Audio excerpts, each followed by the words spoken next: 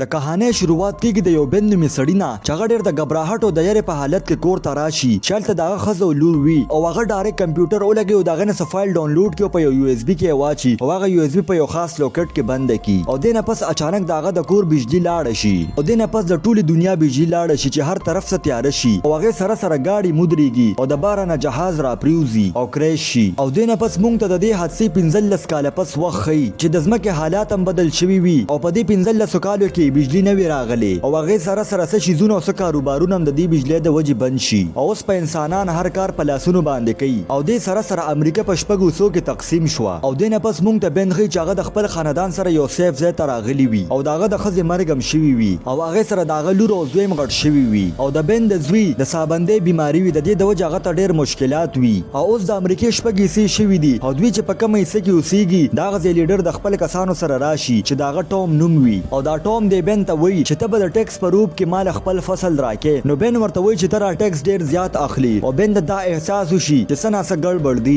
د دې د وجې د کهانۍ په شروعات کې چې کوم د یوزبې ذکر شوی هغه د خپل یو ملګري له ورکې ورته دا مو وایي چې دا یوزبي د بل لاس له ور نه شي نو دې کې دا لیډر بن ته وایي چې ته ما سره ځې نو بن ورسره روان شي چې دغه دوران کې د بن لور او زوی راشي او د بن زوی سره کروس به وي او هغه ورته وایي چې تاسو زما پلار شرط هم نشئ بوتلی نو دې کې بن د خپل زوی ته وایي چې ودرېږه داسې څه ونه کړې خو دې کې د بن دا زوی اچانک دا کروس به وچلی او یو کس په غشي باندې ولي چې د دې منځ کې جنگ شروع شي او په دې جنگ کې ټوم ډېر کسان ولي او د هغې د بن زوی ګرفتار کړي او ځان سره یې بوځي او اوس بن هم ډېر زیات زخمي شوي وي چې دې کې د بن لور بن له رامنډه کړي او د بن اخري ساګانې وي نو بن دې خپل لور ته وایي چې ته خپل تره یعنې زما رور له لاړه شه او هغه ستا مدد کولی شي او هغه به ستا رور د ټوم نه راخلاص هم کړي او زما رور په شکاګو کې اوسېږي چې دې نه پس بن مړ شي او دې نه پس د بن لور شکاګو تلو دپاره فیصله وکړي چې دې سره دوه ملګري هم وي چې د جینۍ نوم پکې میګي وي او د دې سړي نوم پکې آرون وي او دوی ټول ورځ سفر وکړي او د شپې آرام وکړي او چې څنګه سهار شي نو د بن لور د اوبو تلو دپاره سیند طرف ته لاړه شي نو هلته دا یو هلک ویني چې د هغه نوم نیټ وي خو خلک د یارې د لاسه یو بل سره نه میلاوېدل خو نیټ دې ته څه ونه وایي او دې نه پس د بن لور خپل دوه ملګرو سره خپل سفر جاري وساتي او لږ مخکې تلو نه پس دوی ته یو کریش جهاز میلو شي نو دوی دا فیصله وکړي چې شپه به دلته تېرو او چې اوس دوی څنګه دې جهاز سره دننه شي نو هلته یو درې غلان دوی ونیسي او دې کې دا یو غل د بن د لور سره د زبردستۍ کوشش یې کو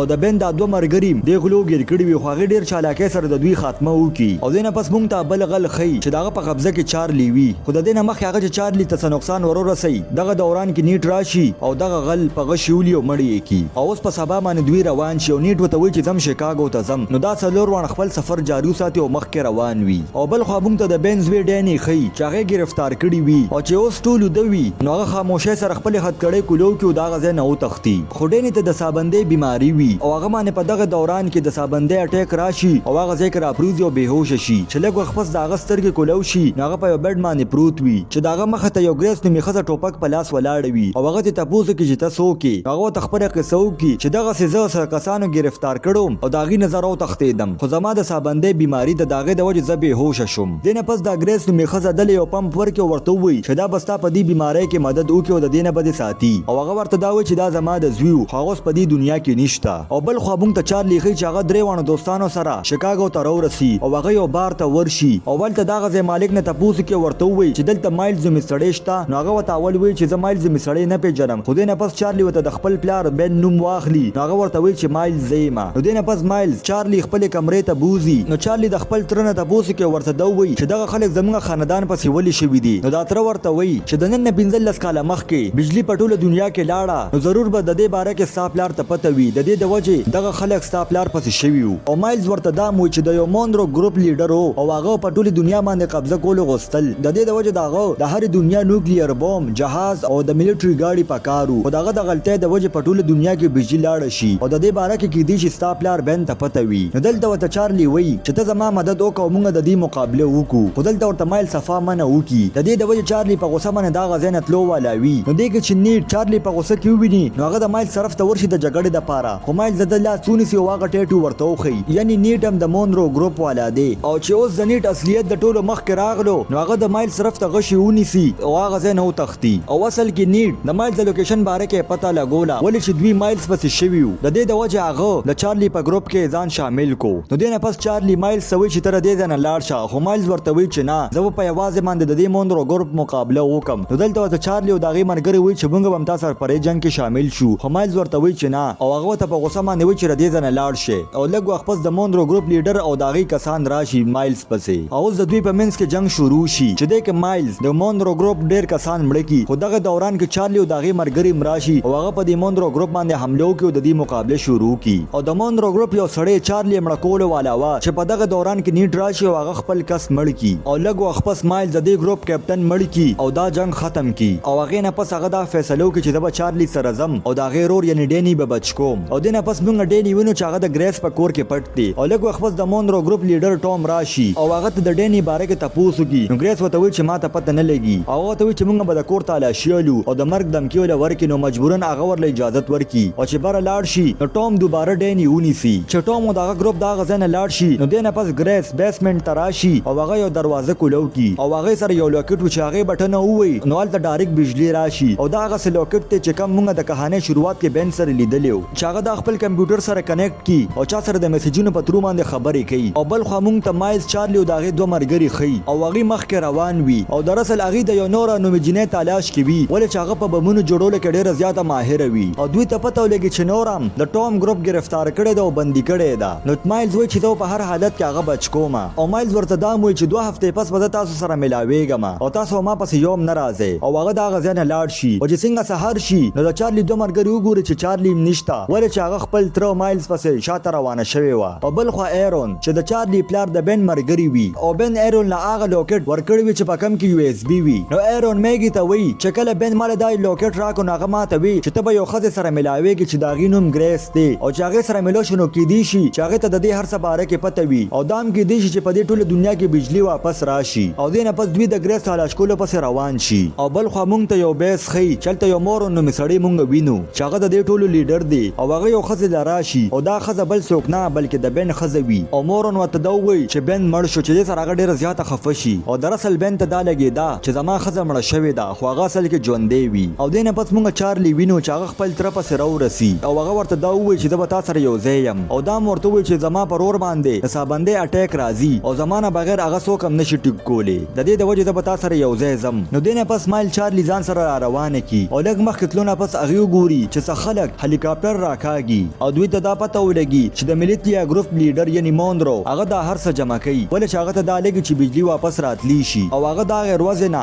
د الکترونیک شیزونه او هتیار را جمع کوي او په دې کې هغه نور انومیجنیم وی چې مایل داغه د بچکولو لپاره راغلی وي خو دلته ډیره زیاته سکیورټي وي او هغه سره ډیر زیات خطرناک هتیار هم وي د دې د وجه داغه مقابله کول ناممکن ده او د شپې په ټایم کې مایل چارلی سره یو پلان جوړ کی چې چارلی دا ګډ د ځان طرف ته راولي او مایل په خاموشه سره راشي او نور دا غزنه راخلاص کی خو نور په هغه باندې خوشاله نه وي ولې چې هغه په زور باندې ځان گرفتار کړی وي او دراصل دا هغه د ګارد سره چې کوم هتیار دغه پکارو نو دلته ورته مایلز وی چې زه خپل ضرور زوی ډینی بچکول غواړم او هغه کې ماته ساده مدد ضرورت دی نو نور وته وی چې ټیک ته د بستا مدد وکم خو ته ما سره پدې کې مدد کې چې د دې ګارد نه دا هتیار اخلي او مال به راکې نو مایلز دې دا شرط اومني او دینه پس نور یو وړوکی هتیار جوړ کی چې پاغه باندې دا ګارد مړکولی شي خو دلته مسله دا ده چې د لری نه پدې نشانه نشي لګولي د جوخ نه پدې نشانه لګولي شي د دې د وجه نور دا هتیار د چارلی په لاس پسې وتړي چې دنه پس چارلی د دې ګارډز مخه تراشه او ورته دا وایي چې په دې ځنګل کې مار لار ګډوډ شوی ده د دې د وجه هغه د مدد د پاره راشي هغه ته چې څنګه موقع ملو شي هغه دغه هتیار او چلی او یو ګارډ مړ کی چې د دې نه مخکې ګارډ په دې حملو کې په دغه دوران کې مایلز او نور راشي او د دې ګارډ مقابله وکړي او ټول مړ کی چې دنه پس کم کسان گرفتار شوی وي هغه آزاد کی او هغه دغه دنه لاړ شي او اوس دوی سره هغه هتیار می چې کم د نورا پکارو او بل طرف ته مونږ ته ګریس خي چې هغه په خپل کمپیوټر باندې کار کوي چې دې کې دې تاسو